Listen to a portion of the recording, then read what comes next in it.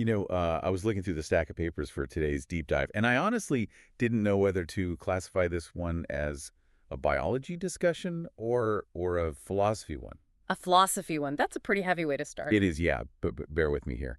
Because usually we tend to think of our body cells as these, finished products. Like Yeah. a heart cell is a heart cell. Right. A brain cell is a brain cell. They just sit there and do their job. Mm. But the sources we're pulling from today, these scientific literature summaries and genetic databases, they suggest something way more chaotic about our biology. They suggest our cells are constantly fighting to remember who they are. That is actually a brilliant way to frame it. Right. And if they forget, even for a day, the whole system just collapses. Exactly. Yeah. Because we usually look at biology as architecture, building a structure. But this story is really about maintenance. It's about the active, constant effort required just to stay functional. And the main character in this story, the thing doing that maintenance, is a specific protein. It's called Myelin Regulatory Factor. Or MYRF for short. Right, MYRF. And our mission today for you, the listener, is to unpack this protein because it has everything. It's got this violent mechanism where it literally has to mutilate itself to work. Yeah, the self-chopping part. It's wild. Plus, it has direct ties to severe human diseases like multiple sclerosis. And this is my personal favorite part. It has a family tree that connects the hardwiring of our complex human brains to a single swirled slime mold living in the dirt. The slime mold connection is definitely my favorite part, too. It really puts human arrogance in check, doesn't it? It really does. Yeah. So let's just get into it. What exactly is MYRF? Let's start with the basics, but maybe go a bit deeper than the usual high school bio class. Sure. So we know genes are the instruction manual for the body. Yeah, right, the blueprints. Exactly. But instructions are useless without a foreman to actually shout orders and organize the crew. In biology, that foreman is a transcription factor. Okay, so transcription factors bind to the DNA and basically tell the cell, read this page, ignore that page. You got it. But MYRF isn't just some middle manager transcription factor. It is a master regulator. In the context of the brain, specifically the central nervous system, MYRF is the absolute boss for producing myelin. And myelin being the physical insulation on our nerves. Correct. It's this fatty sheath that wraps around the axons of our nerve cells, and it is absolutely critical for speed. Like coding on a copper wire. Exactly like that. If you don't have myelin, electrical signals in your brain just crawl. If you do have it, they zoom. Makes sense. But to make that myelin, the cell needs to pump out a very specific recipe of proteins. If you look at the literature, you'll see this alphabet soup of acronyms. Yeah, I saw those. PLP1, MBP. MAG, MILG, Yeah. yeah. It's a lot of letters. It is. But just think of PLP1 and MBP as the bricks and mortar of the myelin wall. Now, the research shows that the genes for those materials are completely silent on their own. They don't do anything by themselves. Nothing at all. You can have all the raw materials sitting right there, but without MYRF to sign the work order, nothing gets built. So MYRF is the one turning the key.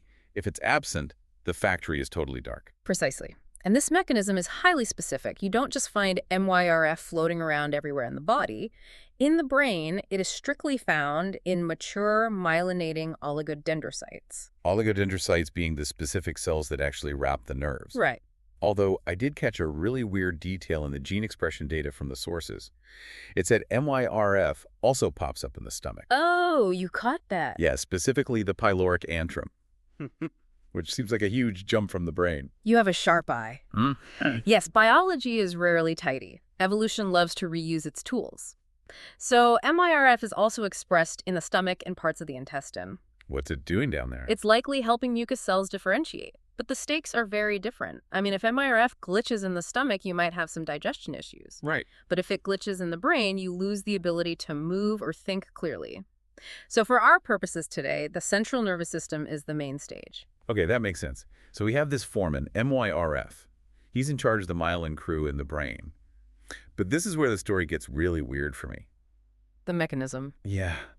Because in most textbooks, a transcription factor is made in the cytoplasm, and then it just walks into the nucleus, right? It's a simple commute. Normally, yes. But the structural biology papers here describe something way more complicated for MYRF. This was a massive aha moment for biochemists. MYRF is what we call a membrane-associated transcription factor. Okay, break that down for us. When it's first synthesized by the cell, it isn't free to float around. It is physically anchored to the membrane of the endoplasmic reticulum. ER. That's like the cell's factory floor. Right. So imagine your job is to go into the CEO's office, the nucleus, and sign some crucial papers. Okay. But you are handcuffed to a radiator in the basement. You physically cannot get to the DNA. That seems incredibly inefficient. Why would evolution design a system where the key player is trapped outside the very room where it needs to work? Well, it's all about control. We have to understand that myelination is a massive commitment for a cell. How so? For a cell to become an oligodendrocyte and wrap an axon, it has to change its entire shape. It produces huge amounts of lipid membrane. It's an irreversible transformation. Oh, I see. You do not want that happening by accident. Exactly. The handcuffs are a safety feature. It prevents the protein from bumping into the DNA and accidentally starting a massive construction project that the cell just isn't ready for. So it builds up this reservoir of tethered proteins just waiting in the basement for the signal. Exactly. But to get the job done, eventually those handcuffs have to come off. And the notes say MYRF undergoes autoproteolytic cleavage. Which is just a fancy scientific term for saying it cuts itself. That's pretty metal. It literally chops its own head off. Effectively, yes. The protein folds into a very specific shape, and that shape creates molecular scissors within its own structure. Wow. So when the right signal comes, it snaps the peptide bond, holding it to that membrane anchor. And that releases it. Yes. It releases what we call the N-terminal domain, the active part of the protein, which then rushes straight into the nucleus. And I'm guessing, unlike a pair of metal handcuffs that you could just unlock and lock again, you can't uncut a protein. No, you cannot. And that's the absolute key point here. It is a permanent, clean break. Once that cleavage happens, there is no going back. The cell has crossed the Rubicon. It has. It is fully committed to becoming a myelin-producing cell. It creates this huge surge, a flood of activation that turns on all those genes, PLP1, MBP, at the exact same time. It coordinates the entire transformation. That's brilliant. No, it really is an elegant system. Okay, so that explains how we build the insulation in the first place. We grow up, our cells trigger the suicide switch in the protein, the myelin gets built, and we learn to walk and talk. Right. But I want to pivot to what happens after, because I think you and I, and probably everyone listening, assume that once your nerves are insulated, you're good to go. The house is built, the contractor goes home. Exactly. Yeah. But there was this landmark study mentioned in the sources involving mice that completely shattered that idea. Oh, the adult ablation study. Yes. Walk us through that, because this blew my mind. So scientists bred these genetically modified mice. They let them grow up entirely normally. They built all their myelin, became healthy, fully functional adult mice. Okay. Then the researchers flipped a genetic switch that specifically deleted the MYRF gene in these adult mice. So they fire the contractor after the house is already finished. Exactly. And if the static structure theory was true, if myelin was just like plastic coating on a wire, deleting the gene for the builder shouldn't matter at all. The wire is already coated. Right. The myelin is already there. But that's not what happened. Not even close. The results were catastrophic. The sources say the expression of the myelin genes just plummeted. Dropped off a cliff. Yeah. And physically, the mice started to lose the myelin they already had. The insulation began to unravel and degrade. Just fall apart. Yeah. The mice developed severe tremors, ataxia, which is a loss of coordination, and eventually paralysis. That is terrifying. Because it means the insulation on our nerves isn't a one-time construction project. It's what? Like a subscription service. That is a perfect analogy. Yes, it's a subscription service. Wow. The oligodendrocyte has to constantly renew its subscription to being a myelin cell. It literally has to wake up every single day, process MYRF, cut the tether, and send the signal to the nucleus just to maintain the status quo. Yeah, and if the subscription lapses. The service gets cut off, the cell forgets its identity, it stops producing the proteins needed to maintain the sheath, and the whole nervous system starts to fail. This brings us right back to that idea of fragility we talked about at the start. We aren't these permanent statues. We are constant, active processes. Which is why maintenance is so critical. And this connects directly to human pathology, doesn't it, when the switch fails? It does. The most obvious parallel is multiple sclerosis, or MS. Now, typically, we think of MS as an autoimmune disease. The immune system actively attacks the myelin. That's what I've always heard. But the end result in these MYRF-deleted mice looks almost identical to end-stage MS in humans. It shows that you can arrive at severe demyelination from two completely different directions. An external attack or an internal failure of maintenance. Exactly. There was another disease in the research that I had never connected to this before. Niemann-Pick Type C1. Oh, yes. I've heard of it, but I always thought of it as a metabolic thing, a cholesterol problem. It is a cholesterol storage disorder. Yeah. And it's a really heartbreaking condition, often affecting children. But neurologically, it presents as dysmyelination, basically bad insulation. But for a long time, the dots weren't connected, right? Yeah. Why would a cholesterol problem stop the brain from being insulated? Right, it was a mystery. But MYRF is the missing link here. The hypothesis connecting them is incredibly elegant. Think back to where MYRF lives before it cuts itself. The ER membrane, handcuffed to the radiator. And what are cellular membranes mostly made of? Lipids. Cholesterol. Exactly. In Niemann-Pick Type C1, the cell can't transport cholesterol correctly. So the composition of that membrane gets totally messed up. It becomes too rigid or jammed. Wait, so the molecular scissors get stuck? That's the current thinking. The membrane environment is wrong, so the MYRF protein can't fold correctly to perform that self-cutting trick. So the MYRF is there, the gene is perfectly fine, but the protein is just trapped in the basement. Yep. It can't get to the nucleus to do its job. That is wild. So you have this metabolic disease that masquerades as a genetic failure, all because the physical mechanics of the cell are just gummed up. It illustrates perfectly how interconnected everything is in biology. You change the cholesterol level, you trap the transcription factor, you lose the myelin, you lose brain function. It's a domino effect. It really emphasizes that MYRF is a bottleneck. It's a single point of failure for the whole system. True, but a single point of failure also means it's a single point of opportunity. You're talking about the spinal cord injury research from the sources. Yes, this is the flip side of the coin. We know that when the spinal cord is injured, the body actually does try to repair it. Really?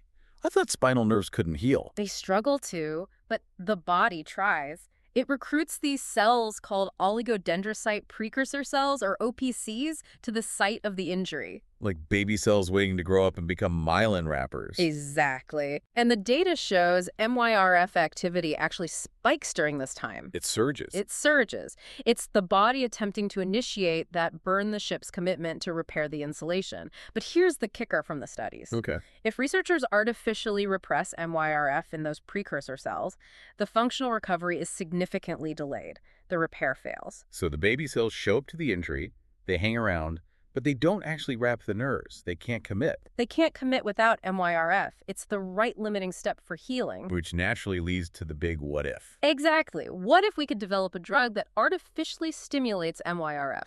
If we could force those precursor cells to cut the tether and flood the nucleus with the active protein. We could potentially kickstart remyelination in spinal injuries or in diseases like MS where the repair process has stalled out. Instead of just trying to stop the immune system from doing more damage, we could actively drive the reconstruction of the brain. That is the hope. It's an incredibly exciting area of research. It is a really hopeful prospect. But before we wrap up, I want to zoom out, way out.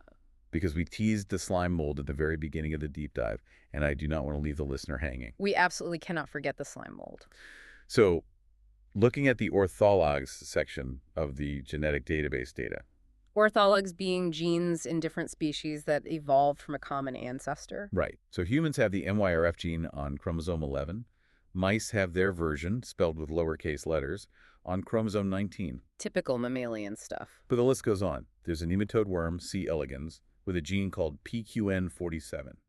And then there's the slime mold, Dictyostelium, with a gene called MYRFA. And just to be extremely clear for everyone listening, slime molds do not have brains. No. They don't have nerves. They definitely don't have myelin.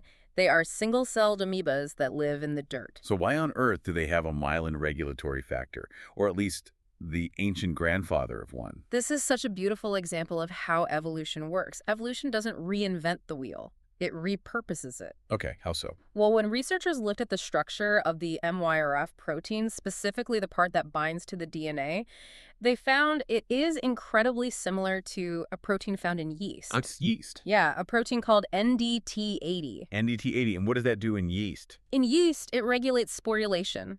When the yeast is starving or stressed out, NDT80 triggers a massive structural change to turn the yeast cell into a spore so it can survive. So it's a survival switch. A very dramatic one, and in the slime mold Dictyostelium, it's even cooler. Hit me. When slime molds run out of food, they stop being individuals. They aggregate together to form this multicellular slug. I've seen time-lapse videos of this. It's totally alien looking.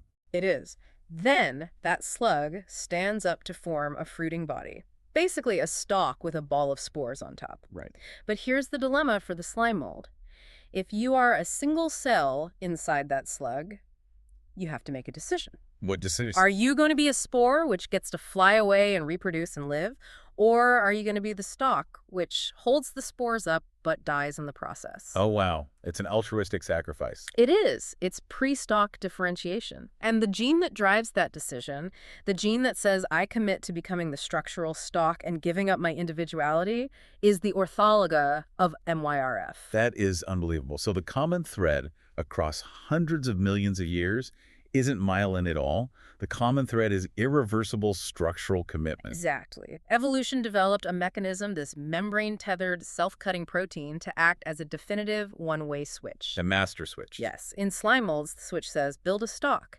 In humans, the switch says, build a myelin sheath. The hardware changed, but the software logic is identical. It's a p53-like transcription factor, right? That's what the notes called it. Yes, it shares structural similarities with p53, which scientists call the guardian of the genome. These are ancient high-stakes managers. They control the ultimate destiny of the cell. It really puts things in perspective for you. I mean, the machinery that allows my brain to process this conversation right now, to understand language and logic, Yeah. it's powered by a mechanism borrowed from a starving worm Oh. deciding to turn into a spore. We are walking mosaics of ancient biology. We really stand on the shoulders of giants and slime molds. That's a t-shirt right there. Yeah. So if we had to distill this entire deep dive into one key takeaway for someone listening to this on their commute, what is it? For me, it's the realization that our biological identity is an active, ongoing process. We aren't static. The subscription service? Exactly. The myelin in your brain is being maintained right now, this very second, by millions of little proteins cutting themselves free from membranes just to keep the lights on. And that system is incredibly fragile. It is fragile. It can be disrupted by genetic mutations, by metabolic changes like cholesterol and Niemann-Pick, or by a physical injury. Right. But understanding that fragility is the very first step to fixing it. If we know the switch exists, we can learn how to flip it. We know the mechanism.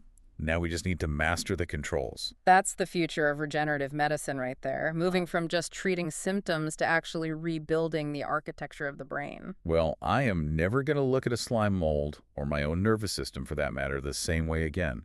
It's amazing what you find when you dig into the footnotes of a genetic database. The devil and the delight is always in the details. Thanks for diving in with us today. Keep those neurons firing and give your MYRF proteins a mental high five for keeping the insulation intact. We'll see you on the next deep dive. Stay curious, everyone.